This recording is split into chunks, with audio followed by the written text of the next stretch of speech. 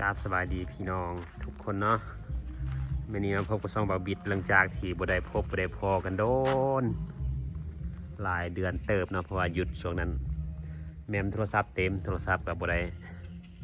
สัพเพฉันซะมารีวิวหน่อยนึง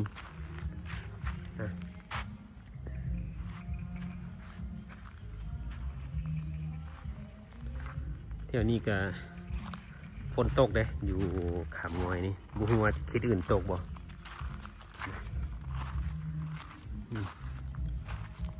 ผักอีตูนี่ปลูกไว้ก็หากระปลูกประมาณอาทิตย์หนึ่งแล้วโป่งละไหมตูเท้าเด็ดไม่แห่งโป่งเลยเห็ดผักส่วนครัวเนาะปลูกอันนี้มะเขือมะเขือหากระปลูกอะไรมะเขือนี่นะมันคือสิโป่งดีอยู่ฝนตกเด้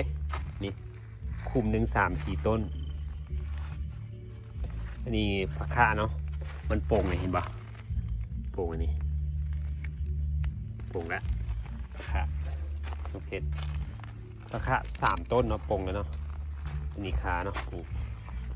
นี่เห็ดส่วนผักกาดหน่อยเดียวนี่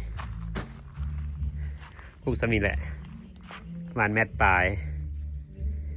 กวางเม็ดปลายยาวเม็ดปลายเนาะแบบเอาไว้ปลูกผักกันซะเพราะว่ารู้สึกว่าสวงฝนนี่ผมเนี่ยบอกว่าจะเหม็นผักบอมะเขือบอ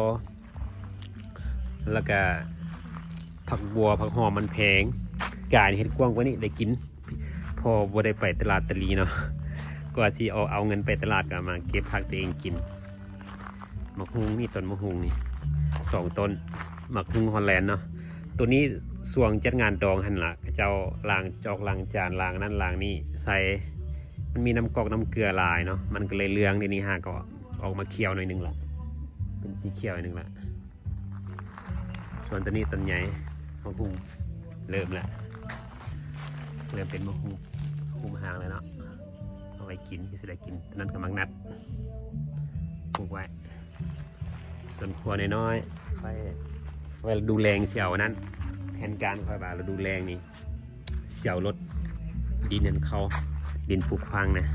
เอาเข้าแถวนี้ประมาณ5x10นี่เห็ดสวนน้อยปลูกนั้นปลูกนี่พอได้กินเนาะพอไปตลาดตะลีสันซะพวกผักกาดพวกผักหอมผักบัวนี่สิปลูกเอาเองเพราะประหยัดรายจ่ายได้ช่วงนี้ก็ซึ่งมันแพงหลายนี่สิเอาหัวสิไข่ไปเห็ดแกงซะหัวสิไข่ก็มีเด้อพอได้กินต้นเดียวก็พอแล้วนะอันนี้ก็ผักมันต้น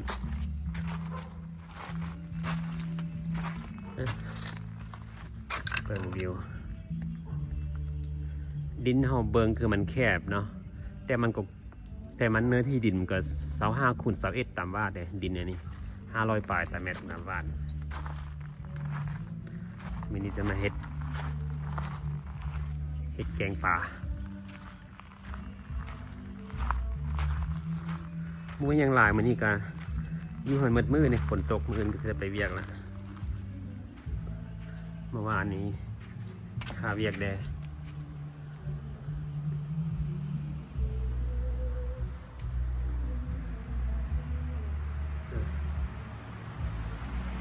สึกว่าห้องโล่งดี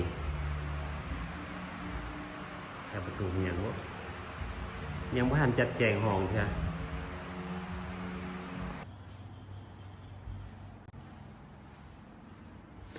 เห็ดแกงเนาะเมื่อกี้นี่เก็บหัวสีไข่วันนี้จะไม่เห็ดแกงนะแกงปลาคอเลยปลาคอธรรมชาติเนาะอันนี้บ่ฮอดโลบ่ฮอดครึ่งโลซะนะน่าจะ4 ขีดเลย50,000เนาะซื้อตลาดเมื่อกี้นี่เอามาล้างเรียบร้อยล้างใส่เกลือนะล้างใส่เกลือให้น้ำเมือกมันเมดเนาะล้างใส่เกลือทูให้น้ำเมือกมันเมดเนาะเรียบร้อยถึงอันนั้นจริงมาตัดเป็นตอนสิหัวแยกต่างหากเนาะอันนี้ก็เห็ดเฟืองเนาะเห็ดเฟืองนี่ก็ไปตลาดเมื่อกี้ก็ 30,000ตามบาทเนาะก็มีใบมะขามก็เทียมแดงเนาะหอมแดงบัวใหญ่มีคาเนาะแล้วก็ใบมะกรูดเนาะใบมะขามนี่ผักหวานทีเด็ดของผักหวานเด้อผักหวาน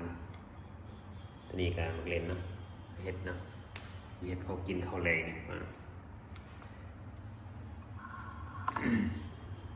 เก่งตัวนี้ก็บ่ยุ่งยากหลายเนาะใส่ให้มันครบเลยบาทเดียวเลย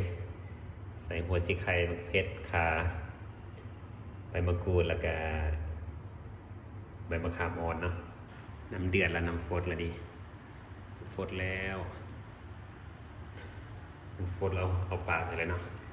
เอาหัวมาใส่ก่อนหัวมาใส่ก่อนมันสุกยากเลยหัวมันนี่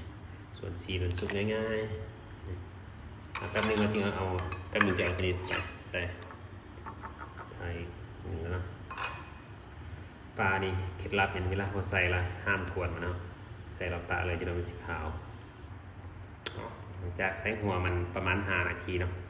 จับเลยซะเนาะยากหลายโอ้ขาดเลยมันเพชรใส่แต่4 หน่วย5 หน่วยนี่แหละครับปลาใส่แล้วโอ้สุกแล้วปลาได้สุกแล้วก็เห็ดใส่ไว้นี่นะนี่เห็ดเฟืองเลยไปถ่ายเห็ดสุกก่อนสุกน้อยหนึ่งก่อนนะจึงเอาผักใส่เนาะโอ้แซ่บไปนอนคักรถพี่น้องไงไปกินนี่เชื่อว่าของแซ่บเป็นมดซัมนี่แล้วเนาะแนวแซ่บนะโอ้อะไรคือจะสุกเมื่อไรเห็ดคือสุกเมื่อไรแซ่บพักเลยนะไปเลย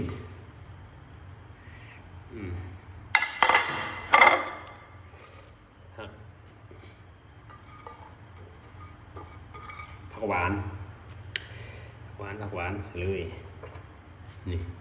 ตัวนี้สุกก็ถือว่ากินได้ละพี่น้องเลยถ้าตัวนี้สุกก็ได้ถ้ามันฟดอีกถ้าผักนี้สุกก็กินได้เลยพอได้ฟดแล้วบอกโอ้ได้แล้วอันนี้นะสุกแล้วอันนี้นะผักสุกแล้วปลาสุกจะโดนแล้วปลาหอมเลยวะหอมปลาแดกโอเคตักใส่ถ้วยเราจัดการแล้ววันนี้นะของแท้เลยนี่พี่น้องเลยของแท้เด้อนี่โบเมนของปลอมแน่นอนนี่ของแท้สำเร็จเสร็จสิ้นนี่ลองพาหน้าตาเป็นสิจะเกี่ยมกินข้าวได้ข้าวฮ้อนข้าวเหนียวนี่เหนียวกินได้2 คนกิน2 คนนะเห็นบางละลายกินน้ำกันพี่น้องกินกันเด้อ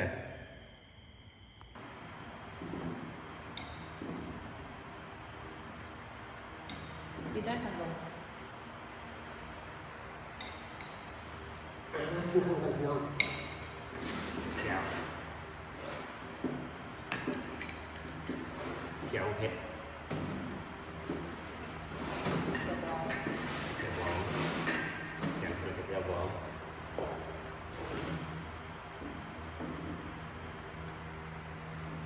มันถูกมาดูขีดผักเนี่ยหวานนะครับกินอย่างนี้เนาะอย่างคนเป็นลาย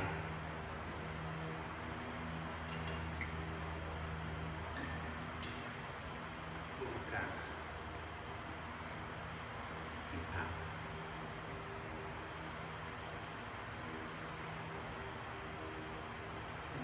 เจียวบองหวานนะ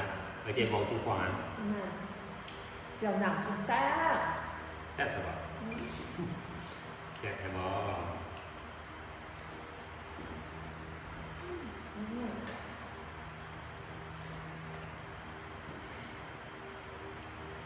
น้ำเจียวกัน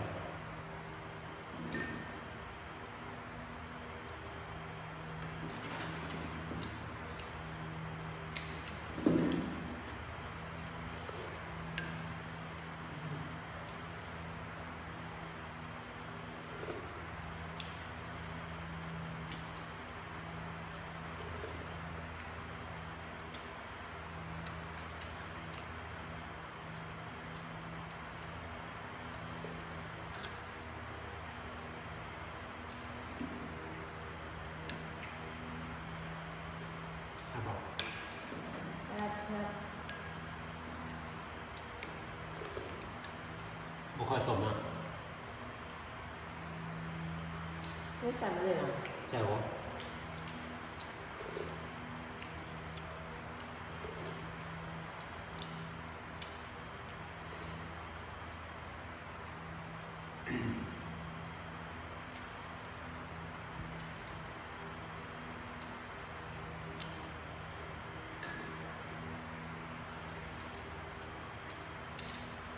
คำใหญ่ไหมถึงทอง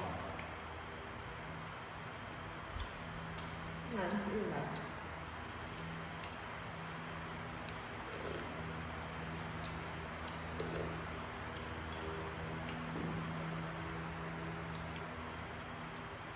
ใส่ไปแดงใส่เกลือพร้อมเลย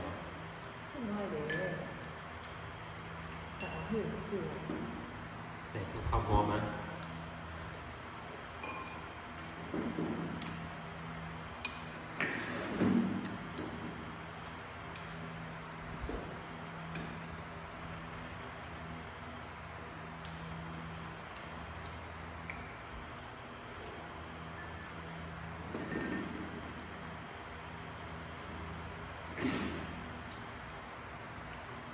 เยอะ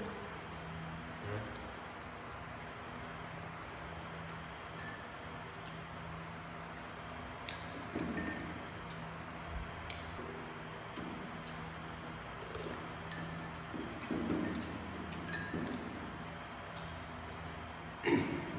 เราจะกินแซ่บๆลองมาเห็นดูเด้อ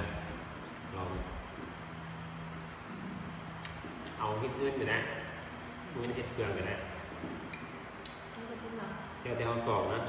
สองเห็นตัวใดกับตัวนั้น อันนี้มีสนีกับตัวนี้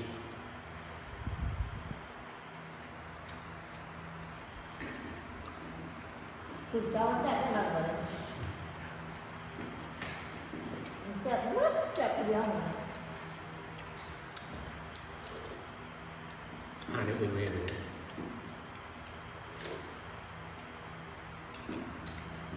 ใช่แล้ว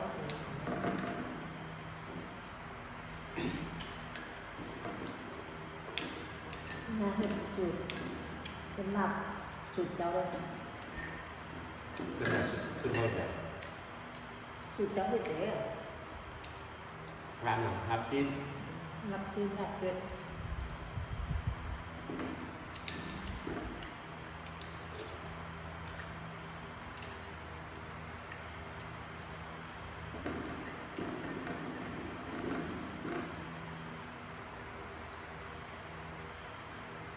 ก็ตัดมาหลายนะเชียวเลย หมูตาก็เอามาแล้วคนมุมที่เราใส่ อืม ให้ตักเข้ามาแบบนี้ อืม วางไว้นี่ด้วย เมื่อไหร่วันที่โทร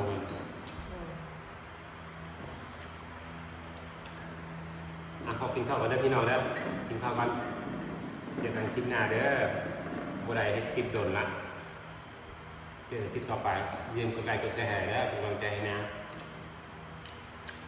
จะมาเฮ็ดแนวกินแซ่บๆให้สู่พี่น้องกินนี่เนาะ